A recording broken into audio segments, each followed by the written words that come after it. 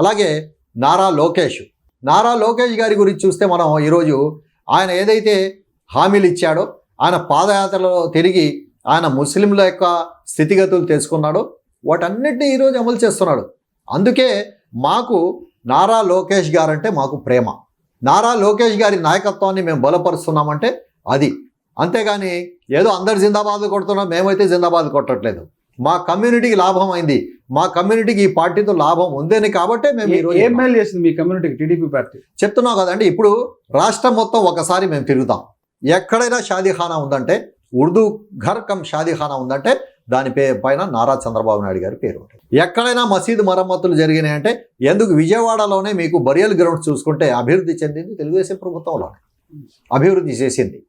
కాబట్టి ఎక్కడ ఏది కూడా ఎడ్యుకేషన్ పరంగా తీసుకున్నా, ఏది తీసుకున్నా కూడా చంద్రబాబు నాయుడు గారి హయాంలోనే ముస్లిం అభివృద్ధి చెందింది. ఉదాహరణకు ఉమ్మడి ఆంధ్ర రాష్ట్రంగా ఉన్నప్పుడు రాజశేఖర రెడ్డి గారు కూడా ముఖ్యమంత్రిగా చేశారు, చంద్రబాబు నాయుడు గారు కూడా ముఖ్యమంత్రిగా చేశారు.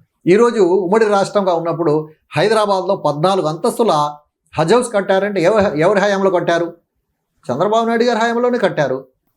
అందుకే మేము చంద్రబాబు నాయుడు గారు అంటే మేము లైక్ చేస్తున్నాం.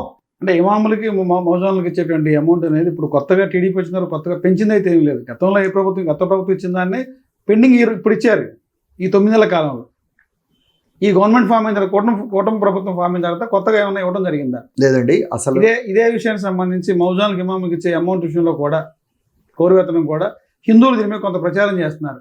మా హిందువులకు సంబంధించిన ధనాన్ని తీసుకెళ్ళి, డబ్బును తీసుకెళ్ళి వాళ్ళకి ఇవ్వటం ఏమిటి, ముస్లిమ్స్కి ఇవ్వటం ఏంటి, పాస్టర్లకు ఇవ్వటం ఏంటి అంటారు. ఏ దానికి టీడీపీ పార్టీ తరఫు నుంచి? ఫస్ట్ పాయింట్, ఇమాం మౌజన్లకి ఏదైతే గౌరవ వేతనం పథకం ఉందో ఈ పథకం ప్రవేశపెట్టిందే నారా చంద్రబాబు నాయుడు గారు. తర్వాత జగన్మోహన్ రెడ్డి వచ్చి కంటిన్యూ చేశాడు. దానికి అన్ని పథకాలు ఆపేశాడు, కానీ ఇది కంటిన్యూ కొంతవరకు చేశాడు. చేసి 1 సంవత్సరం నుంచి వాళ్ళ అకౌంట్లో 1 రూపాయి కూడా వేయలేదు.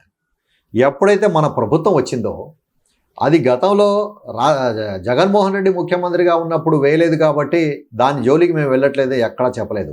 ఆ పెండింగ్లు కూడా వేస్తున్న ఘనత చంద్రబాబు నాయుడు గారికి. ఆ పెండింగ్ ఏదైతే జగన్మోహన్ రెడ్డి పెండింగ్ పెట్టేసి వెళ్ళిపోయాడో అది కూడా మేము పూర్తి చేస్తున్నాం.